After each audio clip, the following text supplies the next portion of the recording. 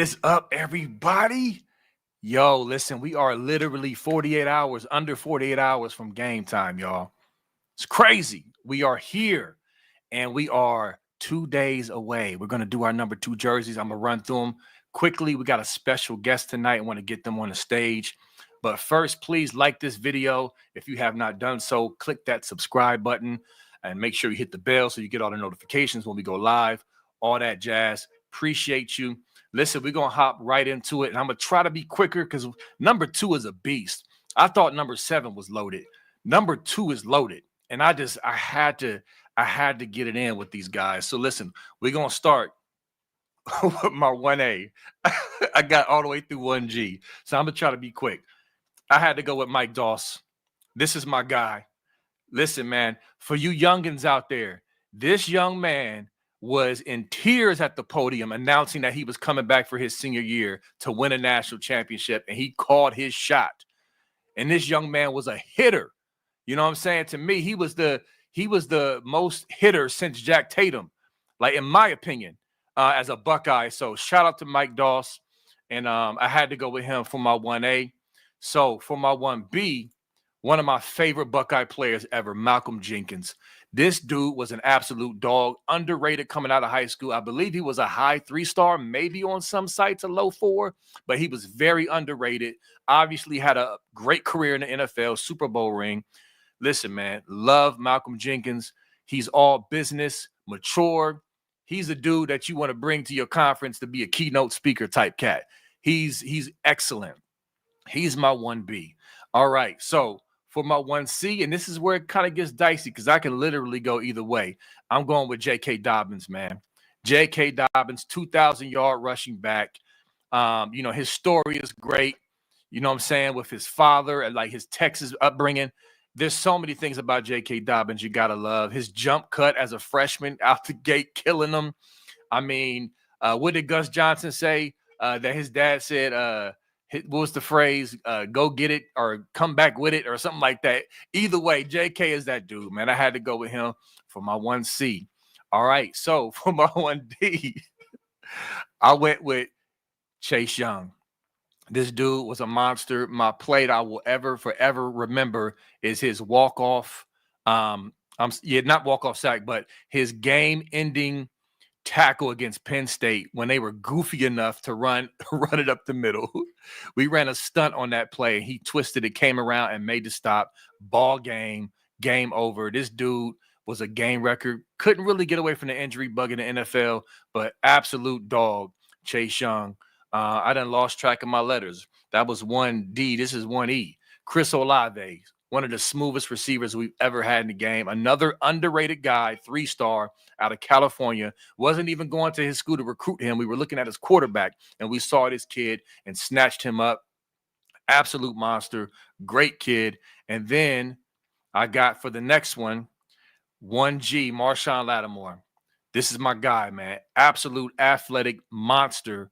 One of the best corners we've ever had. And I don't think he's talked about enough for real, even to this day. He needs more love out of Cleveland. And then speaking of Cleveland, here's my honorable mention, Christian Bryant. This kid was a hitter. He had a ton of heart. I mean, like, I wouldn't want to mess with this dude. I know he's not going to be on people's list. I know that. But this kid was a dog. If you out there, Christian, I got mad respect for you, bro. Like, you had no love for the team up north, and you had heart. Like more than any cat I can remember. So shout out to you as an honorable mention. Wanted to show you love, my guy. All right, man. Listen, let's bring in Nevada Buck. Before we do, remember our super chats go to our pay it forward military first responders. We're going to take care of them because they take care of us. What is good, sir? Welcome back. Well, yeah, thanks. I missed you last night, man. And but yeah, you came back with a vengeance. A great bunch of 2s. I mean, wow. I mean, Mike Doss and J.K. Dobbins and Chase Young and Malcolm Crazy. Jenkins and Chris Olave, and I mean, like, oh my goodness gracious, that's a lot. that's a lot. That's a lot. I mean, what can And you I try to say? run through it quick too, but it's like it's so much. I know. No, it's an amazing. I mean, that's a great number for. I'd forgotten how many great 2s we had as well. Me But too. man, 48 hours away from kickoff. I can't wait. I'm so excited. Starting my trip tomorrow, getting out there tomorrow night, and gonna be all ready nice and early. Did you guys, you and the wife have some sort of settlement, but you had the ridiculous idea that you're gonna leave at 9:30 or something like that? Have you guys? Yes. Listen, this is what I did. I Okay. clipped it. I clipped that part Okay. and I sent it to her. I said, babe, watch this. And and she came back and she was like, sounds like peer pressure to me. I was like, it sounds like logic and facts to me. I was like, first of all, she was like, well, I ain't got no choice. I guess we got to because you got everybody against me. I was like, they was clowning me. Like Exactly. I was the one getting clowned, not you. I'm getting laughed at talking about they on they fifth mimosa by 9:30. Like B Moses, what are you doing? So anyway, she's on board. It's what it is. We're gonna bang out. Maybe I think we're gonna try to do like an 8:30, 8:45. You know There what I'm we saying? go. There we Get go. down there, get a little bite to eat, have some Yeah, time to chill, I like shake it. hands, kiss babies. You know what I'm Yep. saying? I like it. Much more reasonable, man. I was worried about you. 9:30. I'm like, he's not going to make the game. I don't even know how this guy's going to do. Yeah, that was crazy. But I had to show her like, man, Yeah. like, yeah, this we getting clown for this. But yeah, we gotta go down there early. It's just too much going on with the traffic and all the pomp and circumstance. So we definitely on them. And I appreciate the rebuke, Buckeye Scoop Nation and the chat. Thank you for straightening us out. So we're gonna get it going. But listen, I want to intro our guest, man. We about to bring him in because we want to dive in and spend as much time as we can with this gentleman. Listen, I'm excited, man. One of my favorite Buckeye players, and I'm gonna explain to you why. Okay. Years ago, once upon a time, a coach named Jim Tressel was hired from Youngstown State. Okay. He was brought in on the heels of John Cooper being let go. God bless you, John Cooper. You're a great guy. You and your wife met you on the sideline at the Tennessee game. Love you. But he was let go because he couldn't beat the team up north. And he wasn't that great in bowl games. Here comes Tressel, one of the greatest call outs in history of Buckeye football. Halftime at the Ohio State basketball game. He tells the crowd in 365 days or however many days it was, we're going to make the team proud up in Ann Arbor. We're going to make Buckeye Nation proud up in Ann Arbor. Fast forward, get to Ann Arbor. This young man, as a running back, rips off 3 touchdowns and 129 yards. And one of those big plays was a 4th and 1. I'll never forget it because we were, listen, here in Columbus, Ohio, losing to the team up north in the 90s. It was brutal, okay? And so for this man to come in with the aid of Coach Tressel and his declaration to really be the key cog, he wasn't the only one. He had teammates that blocked for him and caught for him. He knows that, but he was a key cog in turning this rivalry back when Tressel got here. So I will forever love this dude. And so we want to bring him to the stage. Number 28, Mr. Jonathan Wells. What's good, brother? How you feeling, man? Thank you for coming on. What's good, my boy? Man, appreciate it, man. Everything's lovely, bro. That's great, man. Listen, we messed up. When we did our we were asked what guys did we get from New Orleans, right? This was pods ago. And we were thinking, we was like Nader Abdallah. And then we thought about Jair Brown, who was not from New Orleans, but was down there playing. And the chat was like, Jonathan Wells. It's like, oh, that's right. How did we forget he was from New Orleans? And so forgive me for that. It's just, I don't know why we forgot that, but that was crazy. So I repent publicly for that mistake. It's all good, my boy. Listen, it's been a long time, man. You know, that was back in 1998. So, you know, it's all good, fam. Definitely was the first one, though. I deal with the original Cajun Buckeye, brought that New Orleans flavor to the Buckeye land. Trust me, definitely stamping that all day. Absolutely. What you got going on nowadays, man? Kind of catches up, you know, what you got going on and just in your life, you know, marriage, kids, whatever, business. Man, happily married, man. I've been overseas for a couple of months at one of our spots overseas. So we've been over here for the last 2 months, getting ready to head back to the United States here in another week or so. But yeah, you know, we got several businesses going in the hospitality space. You know what I'm saying? I'm cranking up my media stuff. So, you know, I just be chilling, man, be doing my thing, staying out the way, ducking haters. Absolutely. Nevada, Before you, I want you to jump in, man, because I know you got something to say to Jonathan and questions, but I know you're not on social media, man. But he is a great follow. For those who don't follow him, follow Jonathan Wells. Just type it into your search. You will not be disappointed. Energetic, funny. He goes after the Michigan Cats. He goes for the next. I mean, it's a great follow. Make sure you follow this dude. Love him on social media, Nevada Buck. Well, yeah. No, well, it's funny. We were talking in the pre-show, and one of the questions I wanted to talk to him about was kind of the state of the rivalry now, because in my opinion, if you wanted to point to a single play when the rivalry turned, when like everything changed, it was big number 28 rumbling for 46 yards on 4th and 1 for a touchdown. Yeah. He'll contend his first touchdown was maybe equally as big or even bigger in that game. But man, like when that happened, I can't even describe to you the feeling as a fan where you're like, man, this is different. This is completely different. And then we go on this run and we rip them off for 20 years, just violate those guys for 2 decades. And now we're at this funny place now where they were cheating and things have kind of turned. And so, Jonathan, I guess, like, how do you feel about that? I mean, like, you were we've got kind of the alpha and the omega of this whole thing. You were the alpha of this whole thing changing. How do you feel about where the rivalry is today, and what do they got to do to turn this thing around? Well, obviously, I hate it. I hate where it's at right now. Losing 4 in a row. Like I said, I love my guys, but I know that nobody that wears an Ohio State uniform wants to leave out of this place, and your record is 0-4 against the team up north. Fortunately, things have changed, and we still had an opportunity to play moving forward and play and go and win a national championship and clean that slate. So, I hate where it's at. And for me, we just got to make plays on offense, man. We cannot score 40, 50 points every game during the season, and then you come and play these guys and you don't make no plays. That's not how it works. Like, they know we know what plays. They know the plays. Everybody knows what we're doing. You got to make plays in that rivalry, and that's what's happening. We're going out there. We're leaving plays on the field, whether it's the quarterback, missing open receivers that should be touchdowns. It's a lot of ways to blow a game, especially when you turn the ball over at the quarterback position as well. So we're going to get it turned around, though. We'll figure it out. Absolutely. And real quick, I promised I would say this, Jonathan. Liz Hall Brandon said she sent you a friend request. She loves you. She's a huge fan.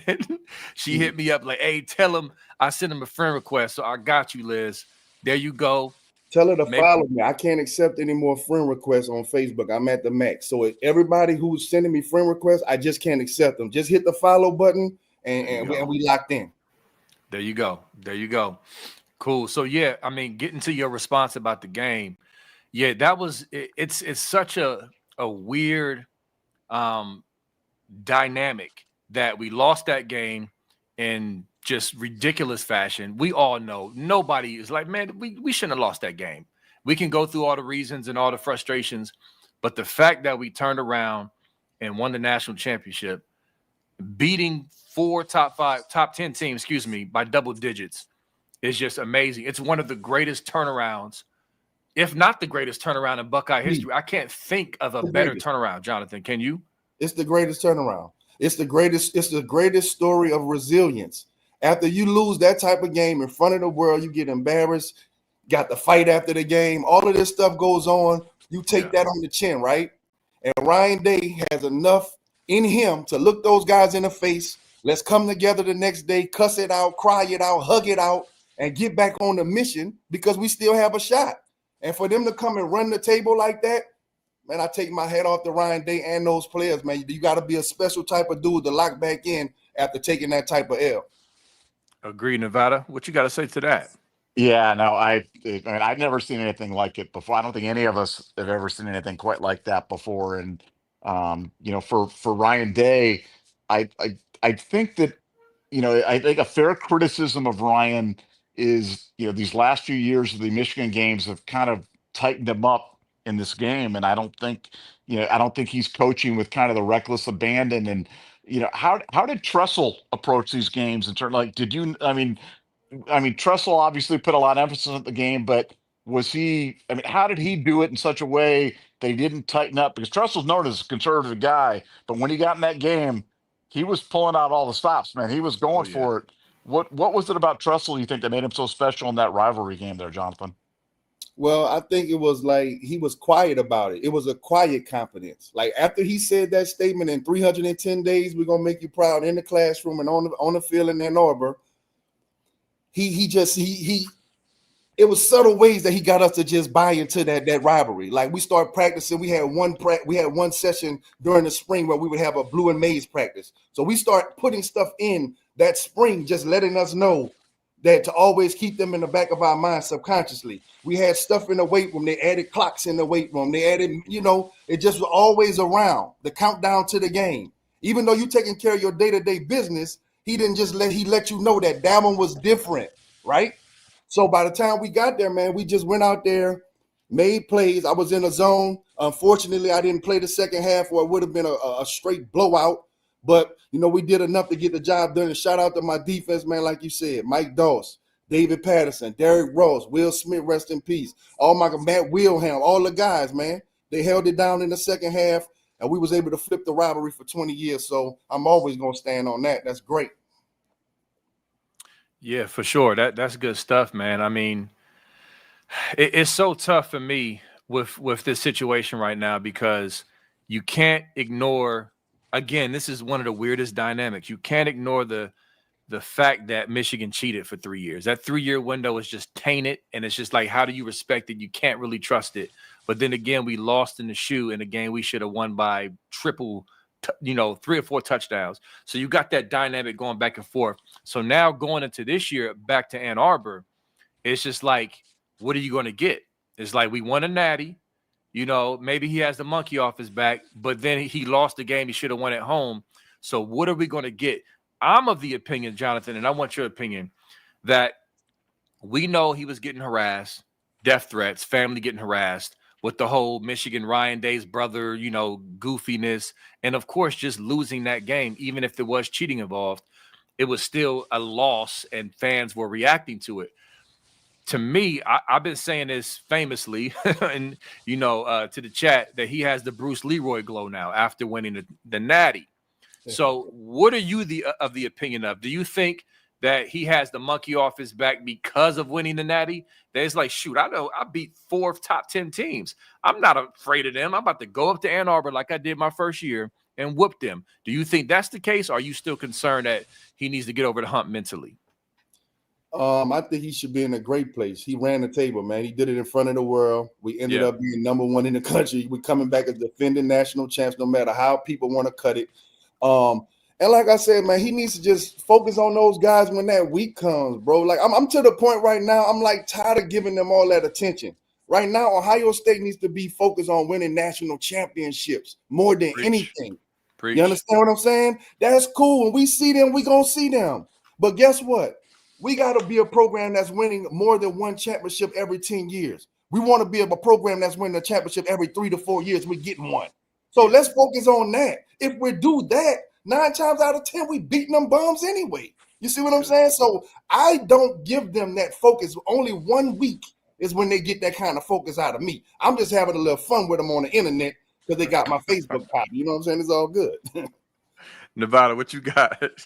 No, I totally agree. And it's funny because, I've gotten a lot of pushback when I've tried to, my position is that with the 12-team playoff, the game, the game's still the game, but it doesn't mean what it used to mean. You know what I'm saying?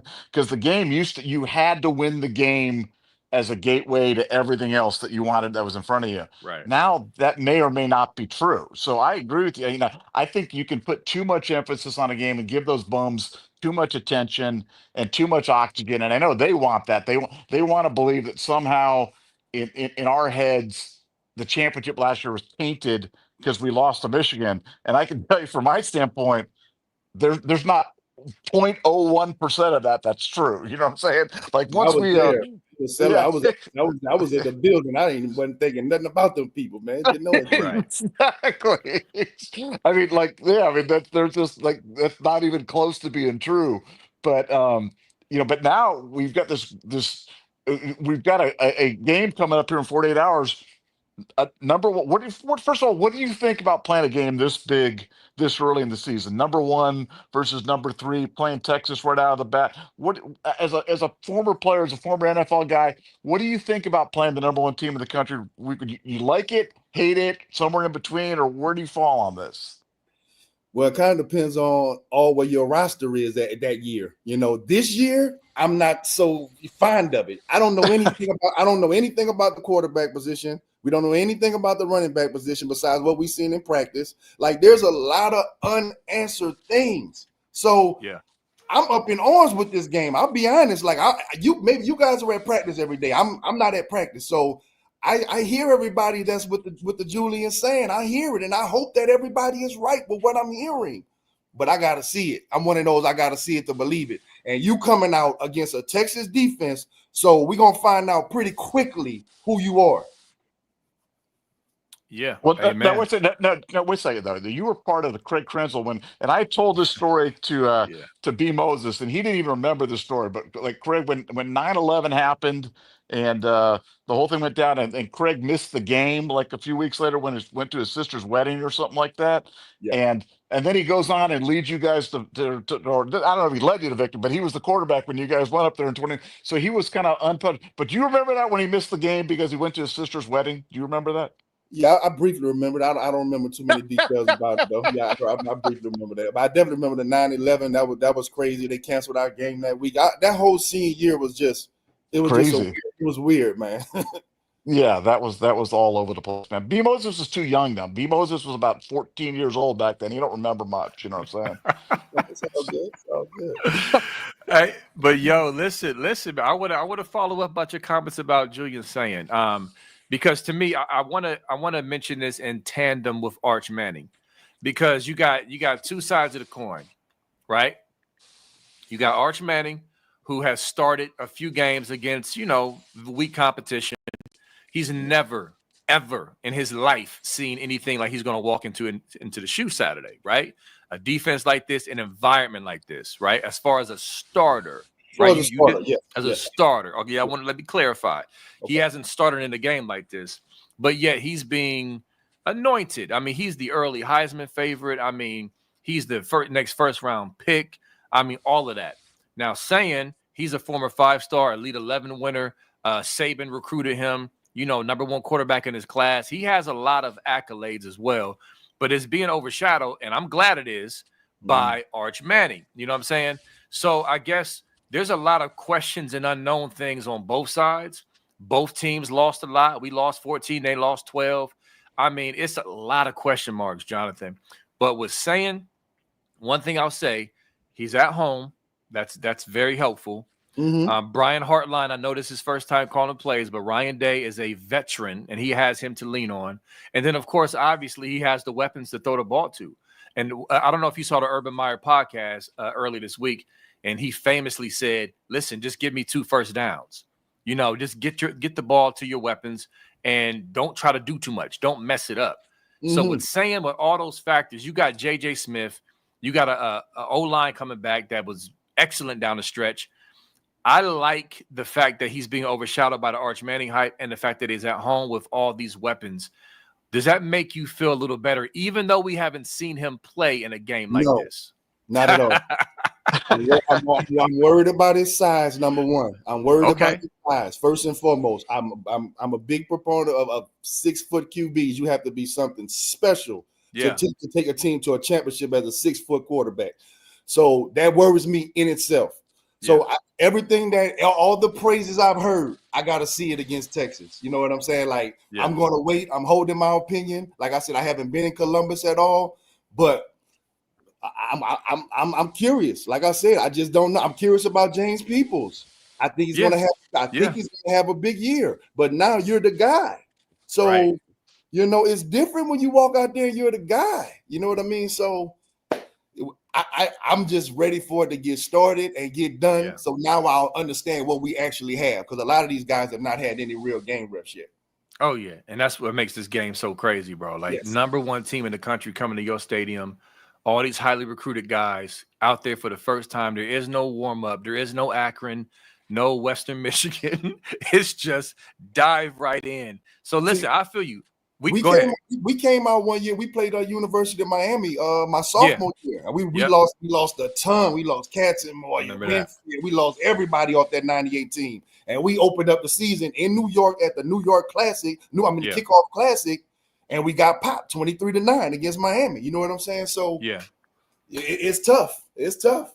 Yeah, for sure. Nevada, you got anything on that? Well, question for you. You obviously, you had a nice career in the NFL 4 years, and you know the difference in the NFL and the college game. What do you think about Matt Patricia and how he's going to transition to the college game? And obviously, he's a multiple Super Bowl winner as a defensive coordinator, one of the only guy in the history of football to have been an NFL defensive coordinator, offensive coordinator, and head coach. And now he's the defensive coordinator at Ohio State. How easy do you think that transition is going to be? How different do you think it's going to be for him calling, plays for a college team when his career up till now has been strictly NFL? I gotta have faith that he's going to do a great job. I'm going to have faith that he's going to do a great job. He's been around one of the greatest defensive coaches for most of his career. Like he's been in huge spots, so it's not the spotlight is not too big for him. All I know is that he has a ton of athletes and a ton of talent that he has at his disposal. So if he's any kind of a good defensive coordinator, he shouldn't have a problem getting these guys flying around. As long as he doesn't try to make it too complicated and guys are thinking, let them fly around, let them bust heads, and I think he'll be all right. Yeah, no, I agree. And that's the thing that's frustrated me, Jonathan, with some of these takes. Because there's people are down on Patricia, Jonathan, because of his stint in Detroit. And I think they're having the challenge of saying he was there as a head coach and he's coming here as a coordinator. Okay. Mm-hmm. He's not implementing his culture. No, he's assimilating to our culture. Easy. Exactly. That's a whole different animal from taking over an entire organization. The same thing Chip did. Yeah, exactly. To doing what like your success in your career has been mainly at DC. You got rings doing that. You're coming down to the college level. So yes, we need to see it on the field. But like you said, we got killers out there, all types of athletes. And he's been there, done that in Super Bowls. But people are acting like he's just going to be trash because they have the Detroit Lions stint in their head. I'm just like, man, you got to be able to eat the meat and spit out the bones, man. It's two different things. The NFL is a different animal. That's all I can tell you. Whether you're playing or whether you're coaching, that level is a different type of animal. Yeah, it seems like it. Nevada? But John, let me ask you another question on it. Let's go to the other side of the ball, offense side. Have you ever seen anything quite like J.J. Smith as a freshman wide receiver? I know you've seen some great ones. You play with some great ones. But I mean, he's pretty special, wouldn't you say? As a freshman, no, I have never seen that. Now, by the time I got to Ohio State in '98, David Boston was that guy, but he was a junior. You see what I'm saying? He was not a true freshman. But David Boston would be the closest thing that I've seen physically. You know what I'm saying? Just a grown man. David Boston he was one of them boys too. But as a true freshman, kid is a little different, man.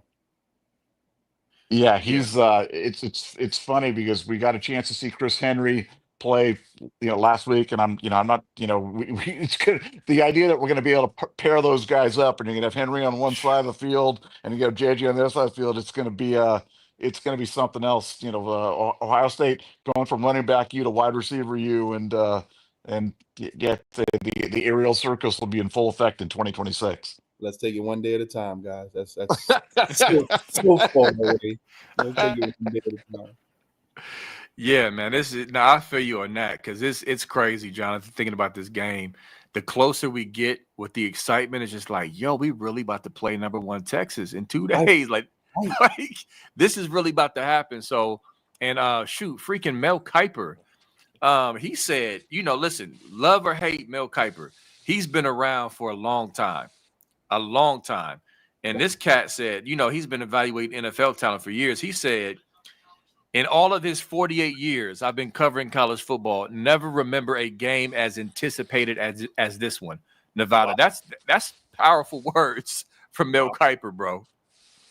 Well, there's never been there's never been an opener like this. There's never been a 1 versus 3, 1 versus 2 type of opener I mean, Yeah. anywhere in the history of college football.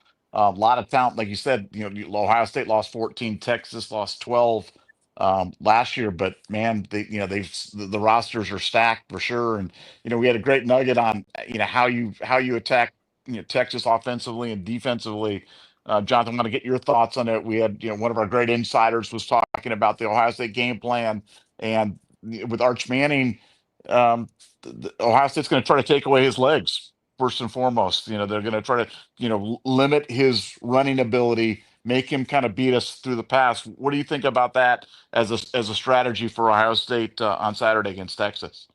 Yeah, I think that's going to be key because if he gets in there, starts scrambling around, making big plays with his legs, yeah, it could turn into a real long day really fast. So we definitely got to keep him bottled up in the pocket. When we have chances to sack him, get him on the ground. When we have chances for interceptions, catch the ball. We can't give up. We got to be on our A game. And once again, that's hard to do coming out in week 1. But we're gonna see what Ryan Day got with these boys. Yeah, for sure. And Nevada, I'm about to share my screen and show the picture. This is a great time to show the picture that you sent me. So this is Caleb Downs. For those who are looking at the picture, you see him circled. He was playing that sort of hybrid nickel Mike linebacker position against Texas. He even did this against Tennessee as well, where Jim Knowles just had him literally just being able to come up in the box as sort of a hybrid extra linebacker, but also the ability to drop back and take away the over the middle passes, your slants, your digs, all of that. And having Caleb Downs on the field is powerful because when you run a 4-2-5, that's 2 linebackers. He's like having a third linebacker out there with the coverage skills that he has. And not only that, he can be used to spy Manning. And I believe that's what we're going to do. We're going to have him in certain looks where he'll be able to spy. Because here's the thing, Jonathan, I want to get your thoughts on this as well. The thought and the debate is this. How big is this game to Sark? It's week 1. You got a long season ahead of you. But some argue that he will get some heat if he loses this game because people say he hasn't won big games like that, like really significant big games. So do you put your quarterback in harm's way by running a few Q draws, by running zone read to get him, going and lean into his strengths? Or do you kind of shy away from that and just only let him run when he scrambles? I wanted to ask you that because to me, that's a good question. I don't know what he's going to do because Arch came into the game last year and got concussed after being hit one time on a 4th down run. What's your thoughts on that, bro? Well, here's what I can tell you. I have, some people that are giving me some calls and some insiders on Arch and all of that. But, his swag is like that from what I'm hearing. So I think that Sark is going to let him all the way out the bag. I don't think he's going to hold nothing back. I think they're going to use the quarterback draw if they need to. I think he's going to have 100% of the playbook. I don't think they're coming in holding nothing back with this kid. I heard he has a swag out of this world. His teammates love him. They love to play for him. So I just don't see them coming in with a half playbook against a young Ohio State defense. I don't see it. Okay, what you think about that, Nevada? I think it's spot on. I don't think Sark's going to hold anything back. I think he's going to play to his strengths. And the Ohio State defense.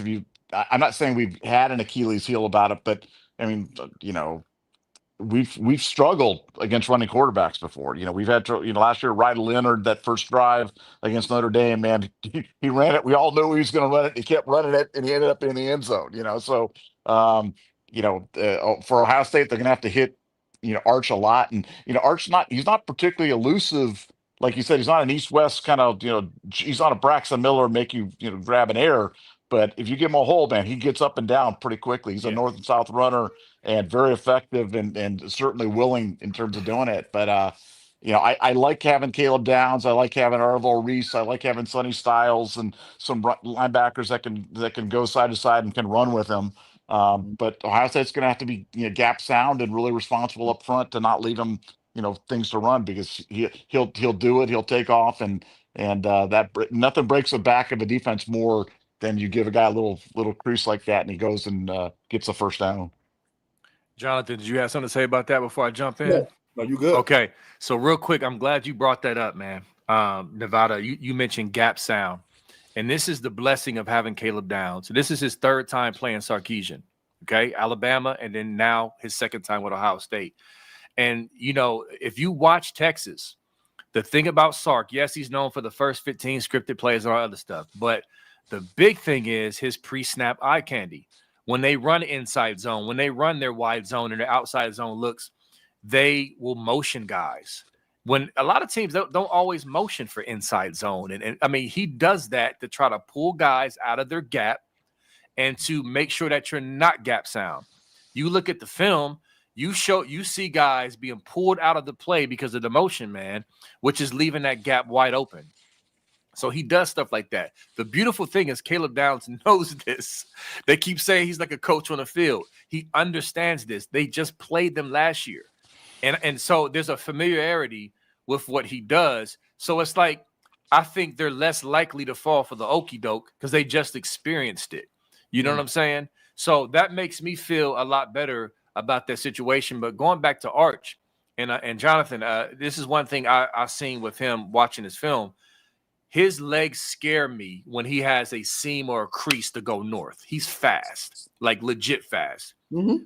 But east to west, our guys, Arvell Reese, Sonny Styles, Caleb Downs, he's not outrunning them east to west, in my opinion. He's not like a quick, break your ankles guy. He's a one cut and go guy. And so I really like our defense and our speed and even our front against them. Guys like Kenyatta Jackson, CJ Hicks, those guys are quick, fast, athletic. First time starters. A couple of those guys are first time starters. So we're gonna find out this week who they really are. Yeah, no. To your point, bro.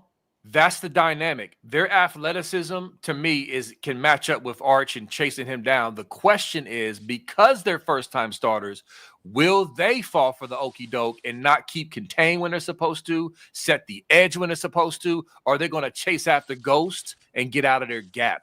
That is the question. I don't question their athleticism. I question their discipline and are they going to take to the coaching and follow the script. So I just wanted to say that, fellas. I agree. Well, I mean, in Texas, I mean, look, Texas has got some, they've lost 4 starters on the offensive line. They've got some question marks too. And their left tackle's got a cast on his hand. He's got that. Yeah, he's going to bring that up. Yeah, he's got a broken hand, and I mean, they've had some issues. So we've got some opportunities to rattle them. They're breaking in some new guys as well, and I got a question for Jonathan, because this is something that I've never experienced. As like I said, you've done this on the largest level in college, largest level in the NFL. How difficult is it to go on the road and play in front of 100,000 people? I mean, to call cadence, and as you're an offensive guy. How difficult is it when the crowd's going like that, and to keep everything straight and narrow and get it going? Is that hard? Not hard. No, we locked in, man. We so in tune. You know what I mean? I can't remember. I mean, maybe a Penn State game when they had LeVar Arrington and them boys. They got up on us pretty good up in there. But for the most part, man, I just watched the ball, number one, so I don't have a problem with the cadence. You know what I'm saying? Just look at the ball. You know what I mean? So, we never had too much problem with that. But that always makes the game better for sure. Well, yeah, I was wondering about did they have whiteouts back then? Were they doing whiteouts in Penn State? So you played the whiteout game? During the day. I don't know if it was a whiteout, but all I know, it was the most rowdy crowd I ever seen in my life. It was miserable in there that day. That's all I'm telling you. It was a rough day at the office up in Penn State. Didn't Arrington jump over somebody that day? Yeah, that was me. I was the guy. I'm him. Sorry, Steve. I owe you one. That's funny.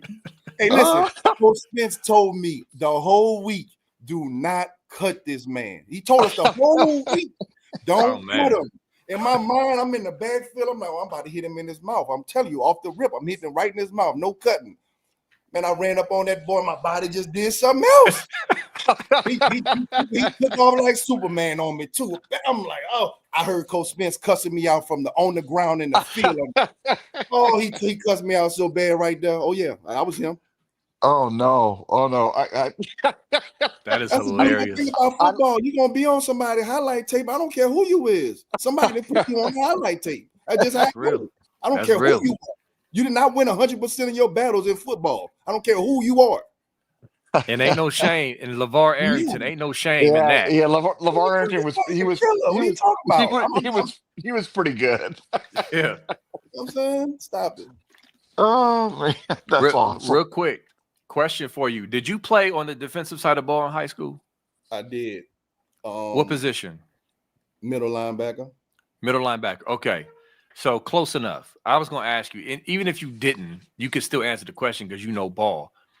How concerning is it that one of the Texas O linemen is going to have a cast on their hand? Because I don't know if you caught that with Nevada. He's going to have to block. He's not going to be able to get his both hands on the defender. How concerning is that to you when you're going up against athletes on the other side of the ball that where hand placement is key in controlling the line of scrimmage? It is key, but obviously he's doing a good enough job against those killers down there in Texas to where his coach is going to start him. So I think he's probably going to be okay. But we got to find a way to maybe use that against him. You know, it depends on, if you got your Mr. Miyagi going on. You know what I'm saying? Yeah. Daniel Sutton, wax on, wax off. If he's starting, he must be doing all right. I got some pushback for that because I was talking to my guy earlier. He played like semi-pro offensive line. I holler at him about what he thinks about offensive line stuff. He said he was like, it must mean that their backup is trash. Or that.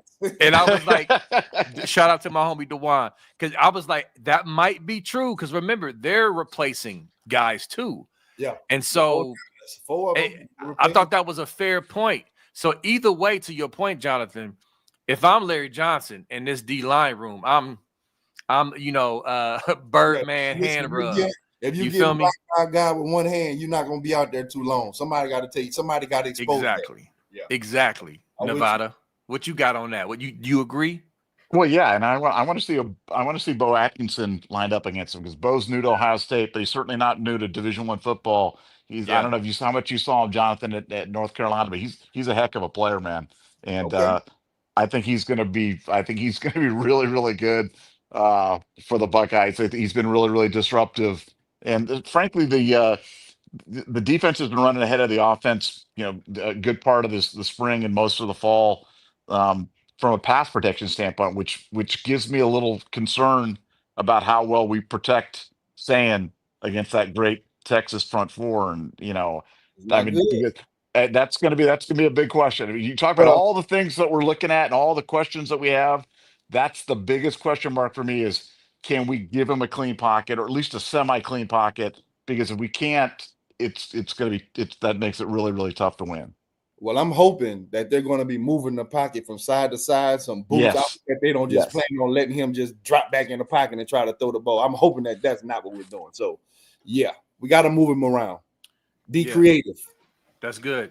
So fellas, let's do this. I want to kind of get into our matchup keys and things like that as we wrap up. So let me start out with this question for both of y'all.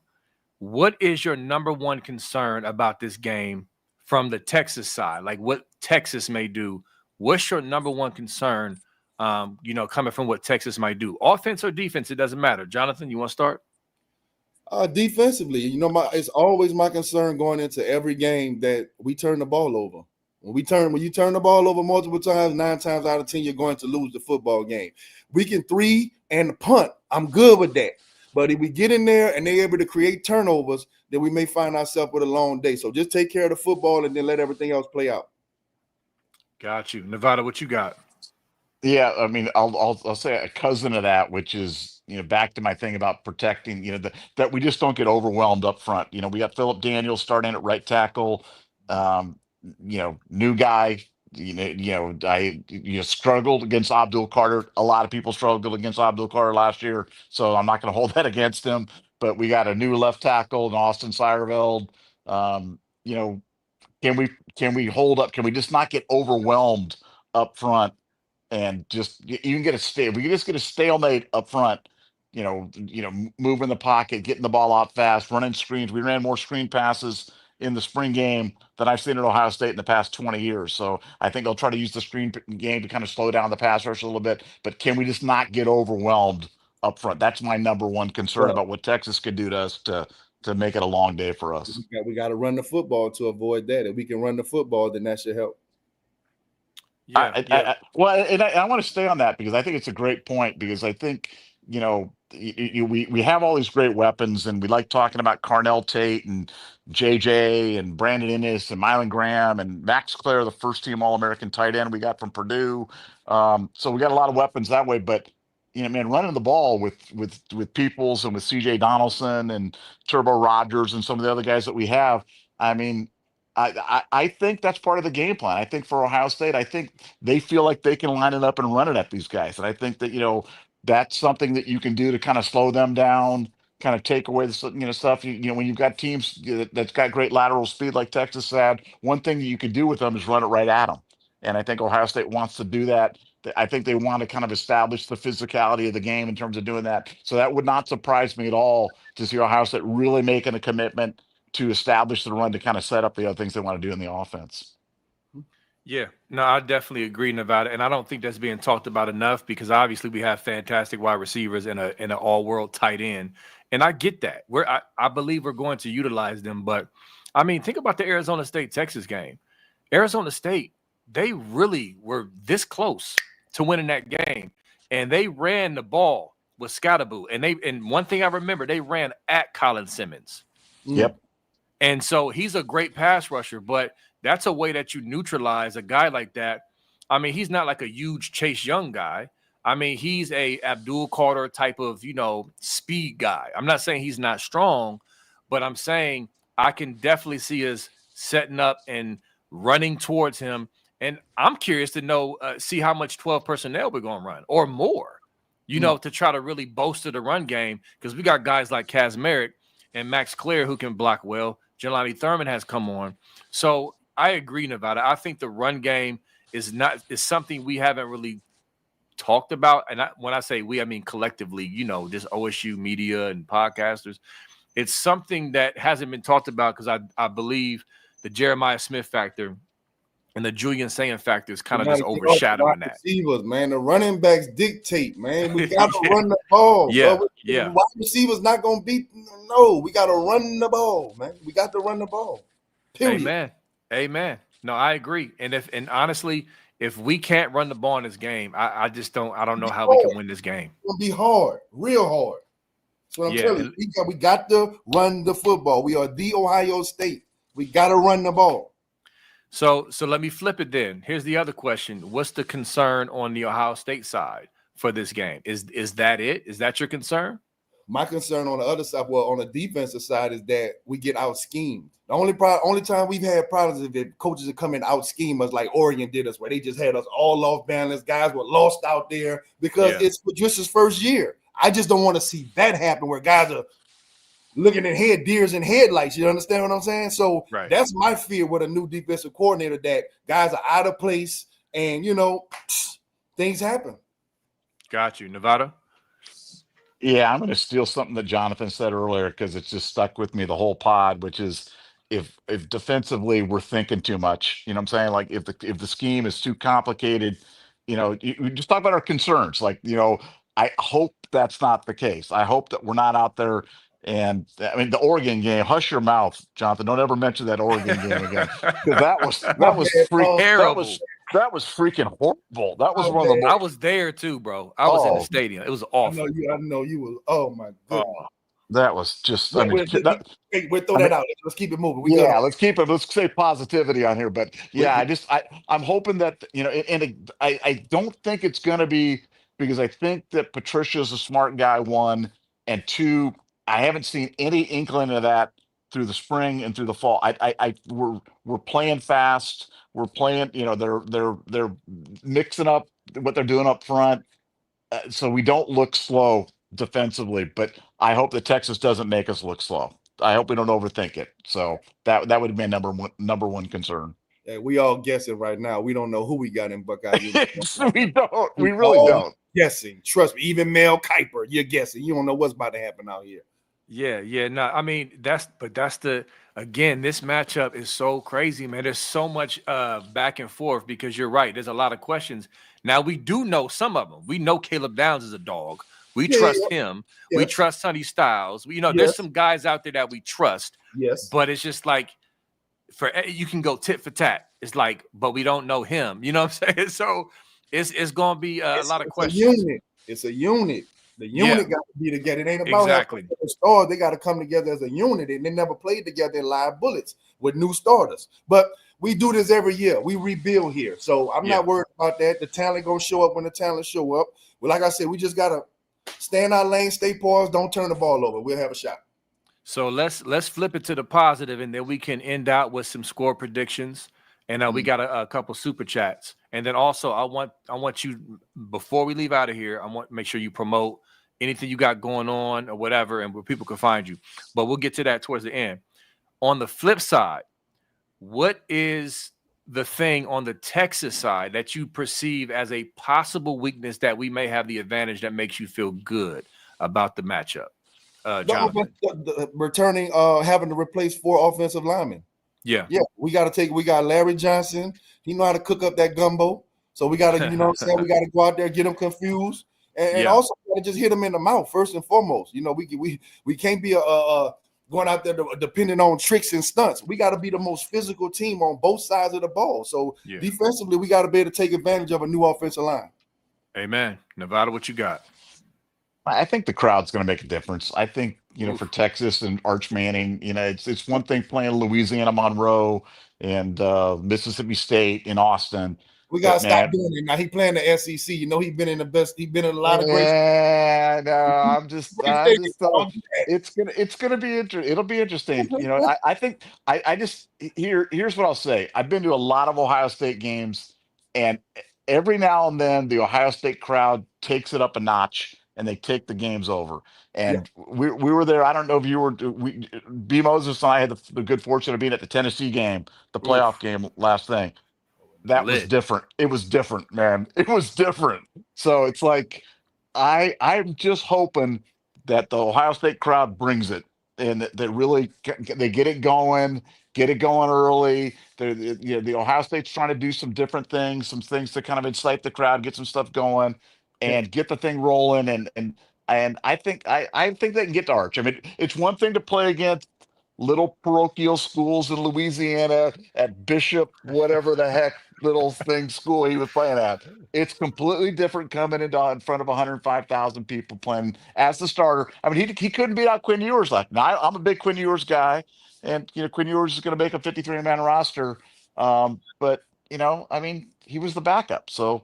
Now we're going to see what he can do. Now I may be eating my words on Saturday afternoon. Going, man, this Arch Manning, he's the combination of Archie Manning and Peyton Manning and Eli Manning all rolled into one. The best things. But now you shut your mouth, Nevada. Don't utter that. we'll Don't find you put out, that man. in the atmosphere. Listen, here's my letter to Buckeye Nation.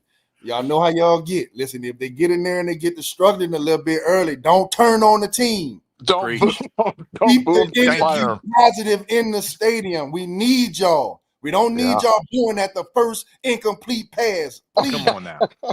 Y'all know I've been on y'all head for 10 years too on my Facebook. Y'all don't cut y'all no slack either.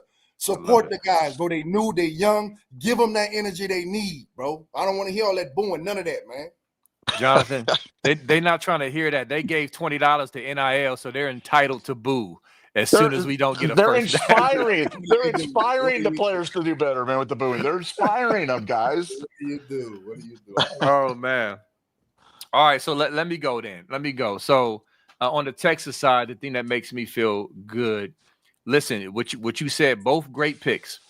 The crowd is on our side. And real quick, let me speak on that. Because I know some of our fans say, well, our crowd is weak, especially for noon games. The most recent comp that I can say, maybe not, is when Indiana came to the shoe at noon last year. And they couldn't hear the snap count. And one of the players came out in the video and said, loudest place I've ever been to. That's the thing about Buckeye Nation. We are capable. We just can't be lazy. We have to apply ourselves. We've been banging them over the head on this pod for the past 2 months. Like, yo, show up. Yeah. And honestly, I have no worries. This game is so big. You got Arch coming in here, just like Tennessee came in here, taking over the shoe, kneeling north, and backs against the wall, and we tore that place up. And so I think the same thing is going to happen with the crowd. And then to your point, Jonathan, with the line, great picks. The thing that makes me feel good is going back and watching Arch last year. To me, from what I saw, he struggled with pressure. When they brought pressure, he struggled. Now, that was months ago. Has he worked that out? That's the question. But if you say he has, how can you prove that before this game when he hasn't seen an opponent like this to prove that he's worked it out? Because he was struggling against pressure against Louisiana Monroe or whatever school, the blue and white team on film. It was a little school, and they were pressuring him, and he almost threw a pick. He was getting sacked. He was back there holding the ball. Has he worked that out? That's what makes me feel good, because we're going to come after him. I know Patricia is going to disguise. He's going to bring blitzes. Can he handle it? That's what makes me feel good a little bit about going into this matchup. So on the flip side, fellas, what makes you feel good about what we bring to the table as far as winning this game? Jonathan. What makes me feel good? And I know there's unknowns, but there's still some things. Yeah, listen, we're the Ohio State. I feel like we have top 3 football coach in America in Ryan Day. You know what I'm saying? Like, I have full confidence in Ryan Day to have this team ready to play. And like I said, it's just a lot of unknowns for me at major positions. Like, it's hard for me to give you what you want when I have questions at running back, at quarterback. It's just hard. You know what I'm saying? So I just want to see what we're looking at 4:00 on Saturday. Then I have a better idea. I hear you. Nevada. I just think in these big games, I like the best players, and I think we have the best defensive player in American, Caleb Downs, and the best offensive player in American, JJ Smith, and that's a good place to start. If you got the best player on the field at all times, then I like our chances. I think it's going to be a heck of a game, great showcase for college football. But I like having the best players, and I wish we had old 28 back, though. If we could rumble Mr. Old 28 back there into the running back spot, I bet you Jonathan could rumble for at least 125 yards in this one more time. You got Easy. it in that was in the first half, man. I did that in the first half. Y'all be telling half the story. Man, I only played 2 quarters against them people, man. Them people was out of there, man. No, that's true. You could have had an epic run. You could have broken Eddie's. You could have gone 314 that day. Listen, man, I'm still. It still bothers me. I'm still bittersweet game, bro, because I definitely had 200 easy. Like, it was easy 200, 4-5 touchdowns. But God knew. He knew that it was going to be a day and age with social media 20 years later, and he could not allow somebody like me to have a game like that. So he shut me down. I understand. I finally get it now, man. That's funny. Listen, and for those who don't know, Jonathan was not a little guy. He's not a little dude. He was playing at almost 6'2", 230. So he was a bigger back then. And with the speed he had with his size was crazy. It was crazy, man. So, yeah. So I'll go ahead and give y'all my thoughts, and then we'll get into score predictions. So first of all, Jonathan, I know you said you don't have much to go off of, but you said something that was huge. You said Coach Ryan Day, bro. Like, that's a huge point. I mean, he's coming off of proving literally everyone wrong in that playoff run and winning huge games emphatically. And then on the flip side, you got Sark, who is under a little bit of pressure of not winning the games. It's a lot. Right. So, yeah, I think that's a huge point for real. But I'm gonna go with our offensive line, because on the flip side, Texas is replacing guys. And they're also replacing guys on the defensive line as well. Yeah, you got Colin Simmons, but they got, their interior line is being replaced. And we got guys coming back who, check this out, in my opinion, has a chip on their shoulder, because down the stretch of the season, our fans was going in on Justin Fry and our offensive line until they proved everybody wrong, with that whole shuffling and patchwork, and just absolutely beasted down the stretch. So now you got a 3-star in Austin Saraville, who's the starting left tackle, and other guys coming back like Hensman, who was left on the bench to die, and now he's back with a chip on his shoulder. to me, I think our O-line, especially the interior, coming back is an advantage for us, and it makes me feel good about this game because to me, that's where the run game is going to start. Peoples, if you give him a crease, he's going to go. And so our O-line, that is my answer for the question of what makes me feel good about Ohio State and what we can do to win this game. So any thoughts on that before we go into score predictions? Go ahead. I'm good. I mean, You offensive lineman, it always begins and ends at offensive line, man. So I'm there with you. Yep. Cool. All right, fellas, let's do it, man. Jonathan, what is your final score prediction for the game? I hate this, but I'm gonna throw something out there. Yeah, I'm I hate it too. Yeah. I'm gonna go with we got a new quarterback. I'm gonna go with like 22 to 17 Buckeyes. Close one. Dog fight. Got it. Nevada, what you got, man? I got 23-20 Ohio State. I think it's an under, and I think it's going to be. I think it's going to come down to a last second field goal, and we're going to win with the last second field goal. Got you. All right. So I got a score of 26-20 Ohio State. Texas will be driving, okay, in the fourth quarter to try to take the lead and win by 1 point, but we're going to get an interception. And it's going to be turnover and downs ball game. 26-20 Ohio State is my prediction. I like it. Game. I like it. 2001, 26-20. Yeah. This swear game. I'm about to say that. I swear. Yeah, this game is going to be close, y'all. I mean, I know Paul Feinbaum wants to say we're going to get blown out. I know some Buckeye fans think this is going like we might blow them out. I can't see it. This is going to be a down to the wire game. I would love to be wrong. Like Ryan Day always says, this doesn't have to be close. It doesn't. We got talent. If we execute and make them turn the ball over at home, we can do that. I just don't expect that. I expect a close game, and I feel like we can pull this out at the crib. So there you go. There's our predictions. Let's get to a couple of super chats here, and then we'll end out, Jonathan, with making sure you let people know where to find you and what you got going on. All right, 1924. Last time a QB 6 feet or under won a natty. This is from Quentin. Thanks for the 2. He is a Longhorns fan. Thank you for showing up again, Quentin. Bryce Young just won one. He's 6 foot or under. Yeah, I'm about to say that stat was weird. I didn't get that. So you might want to go back and check your Wikipedia again, Quentin, on that one. But not only that, technically, Julian Saying is listed as 6'1". Okay, I'm just saying. Okay, I'll take that one. I'll take that one. I'll take that inch, right? Like pun intended with the saying.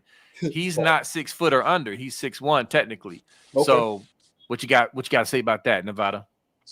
Well, I mean, Julian Saying makes Bryce Young. I mean, he's like Will Howard compared to Bryce Young. I mean, Bryce Young was a midget out there. You know what I'm saying? Like, yeah, he's small. I mean, he is small. I mean, that guy is small. So, and I mean, so yeah, I think height's a thing, but he's going to have an over top thrower. Saw him tons in high school. Wasn't really getting balls knocked down at the line. College is different. We're going to find out about it, but he's got good pocket presence, can move around there in terms of, well, I just hope he doesn't get broken in half, because I'm with Jonathan, man. I do like you guys know how much I like Will Howard. I like those big sturdy quarterbacks that can take a shot and keep on ticking. But I think Julian's going to be fine. But yeah, he's 6'1", so okay. so that under 6 foot thing doesn't apply. Yep, agreed. All right, so John, thanks for the 199. So listen, man. Let me explain. Please hear me out, okay? No Chris Carter, maybe best receiver at OSU. So look, man, I'm under pressure here. Number 2 overwhelmed me. It overwhelmed me. Wait, you forgot Chris Carter at number 2? You forgot the great Chris Carter? Let me explain. I'm about to prove to y'all that I did not forget him initially. I forgot him during the show because I'm rushing. Chris Carter? Trying to get through the number 2s so we can get to our guests. Here's the receipts right here. Boom. I had the picture ready. There's proof that I had him. And I forgot to mention him because I was rushing. So to your point, John, and everybody in the chat, Chris Carter, he was actually my 1B. I put my 1A for Mike Doss just because it was more of a connection with him as a kid than it was for Carter. You know what I'm saying? And so I put him as my 1A. But I had Chris Carter and I forgot to mention him because I was rushing. I repent. Forgive me. He's here. Go Chris Carter. Oh man. BMO's first, Yeah. you're telling us that you're not even going to leave for the game till 9:30, and then this thing about forgetting Chris Carter. I don't even know you anymore, man. 9:30. You're Crazy. 9:30. I mean, come on. What is that? 9:30. 9:30. Listen, bro, Jonathan. I don't know. On the last pod, I told people that me and my wife is going to leave for the game at 9:30, right? And the whole chat just went in on me like, I'm gonna be on my third mimosa by 9:30. Yeah. And I mean, like, what are you doing? So I had to holler at the wife. I had to show her the clip. Like, listen, man, we gotta bang out a little earlier than that. Like, it's gonna be too crazy with traffic. I mean, literally Fox, ESPN, Corso. You know how the tailgate is at the shoe, man. You're gonna need some time. Yeah. So we definitely gonna leave a little earlier, about an hour earlier. You know, I mean, have some more time to get down there, chill a little bit, and all that. But I'm excited, man. I'm super excited. So listen, Jonathan, tell people, first of all, what you got on your dome right now. What's that on your head? Please tell us about it. How can we get it? It's just a J Wells Media, man. Media company. Like I said, I've been flirting with launching it, but I'm about to get it cracking with some documentaries on former players. You know, that's always been my passion, man, to give former players a platform to tell their story. You know what I'm saying? Yeah. To pay homage to their parents, their coaches, you know what I'm saying? Just to pay homage to the people that helped them get and make it to the highest level. And even if they didn't play in the NFL, I still just some people that I admired in high school that I just want to give a platform and tell their story. You know what I'm saying? Yeah. So I'm about to get that cracking. But other than that, man, yeah, I have these on the website. Y'all can check me out on Facebook, jonathanwells.com or jwellsmedia.com, Instagram, jwellsmedia.com. I'm not huge on social media, but until recently. So y'all run me up, turn my numbers up, man, and y'all meet me over there after the game too. I go live after every game. As soon as that thing go off, I go live, and it's raw and uncut, straight emotions. You know what I'm saying? So y'all check in with me. Yeah, I can attest to that. Like he's been on a tear lately, like with the post, with consistency, super entertaining, funny, and like he said, raw and uncut. I mean, you know, Michigan fans been trying to get at him lately, and he just been killing them. I mean, it's a great follow. So make sure you do that. Support this brother. And listen, I concur with you, man. Like as far as showing ex players and just former players on any level love. I love giving flowers, man, because The crazy they may not be a. You Go said ahead, go what? ahead. No, I said the crazy part is, bro, it's like I just don't understand where the hate. I mean, people really get mad to their core because you may be, you know what I'm saying, dropping some of your footage or paying homage to somebody else. Like people really get mad. I'm like, what makes y'all so mad at athletes like that? Where we can't celebrate our past success, or we gotta be a nobody, or we living in our past, like. Bro, if I want to watch my stuff, I can watch my stuff whenever I want. I just don't understand it, but it's funny to me. I'm gonna lean into it. People are weird, man. Nevada. Like again, I know you're not a social media. People are weirdos, bro. It just Yeah. it's stupid. And listen, again, like I was saying, like you ain't got to be a Hall of Famer or a Pro Bowler or a national champion. Like these guys have stories. They have insight. They have a story to tell. And so I'm glad you're doing that. And not only that, from my standpoint, I just like to give flowers, even if it's just I shouted out Bam Childress yesterday. You feel me? Like That's it's big. just You know what I'm saying? Christian Bryant. Yeah, You y'all feel me? say Christian, that was dope. Yeah, you know what I'm saying? It's just like because even though they may not be on the Mount Rushmore of your school, they brought memories. They worked their tail off. They showed heart and they did that for Buckeye Nation. And so I appreciate that. I appreciate the you know the so-called guys who aren't the big guys. So anyway, I'm saying that to say I feel you on that and I appreciate you going down that lane. Nevada, you got anything to say about that? Well, no, I think it's wonderful, but I just want to thank John for making the time. And again, sincerely, you don't, I'm not sure if you really understand for a person who suffered as much as I did through all those years of stuff, like that the kind of like if you never did anything else in your whole life other than that one game, those one moments right there, man. That's all That I'm meant saying on. That's that all I got. meant That's it. I'm that good with it. that meant The so biggest much to mafia me of all personally, time. Dig it. man. You changed everything. Like that moment. I seriously, I remember it like it was like I remember when my kids were born, and I remember when Jonathan Wells broke through the line and ran through on that 4th and 1, and I'm going, oh my gosh, he's going to go the whole way. Yeah. So I just want to thank you for everything that you did to contribute to Ohio State football, and I love having we love having you on. You're so articulate. You're so tuned into the team. I love your takes. And any way we can help you out now in the future, let us know. We're here for you, man. Really appreciate it. I appreciate y'all, fellas. Absolutely. And one last thing, when you follow him, scroll down his timeline and go watch the Sawyer scoop and score video. His view of that, Nevada, I'm going to send it to you.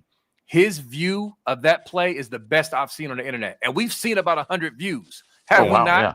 We've Yeah, seen we have. Skycam. We've seen. I was on like row 2 right behind the bench. Shout out to Bro. me. They stole one of our coaches, by the way, too. They stole my dog, Coach Easy, our D-line coach. They stole him in Texas this year. Yeah, Texas. Okay. But shout out my dog. He had me in the building with them seats right there. Yeah. Oh yeah. Listen, it's a lit video. And not only is the view great, but at the end you see Jonathan like I mean, like he's going crazy. So it's dope, man. Make sure you go watch that when you follow him. Follow him immediately after this. Thank you, Jonathan. We got to have you on. It's a long season. We got to have you on again, brother. Let us know if you need anything, man. Appreciate you. Man. Appreciate y'all, fam. Thank you.